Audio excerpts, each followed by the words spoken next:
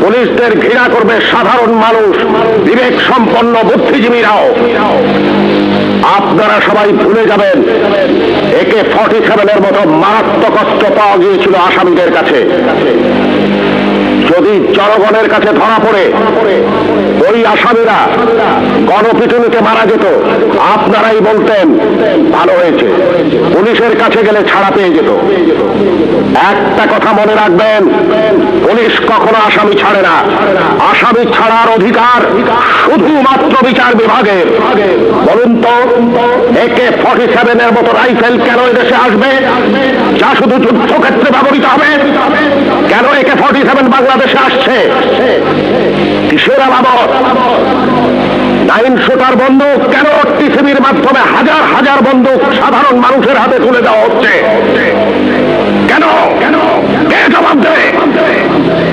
এই 9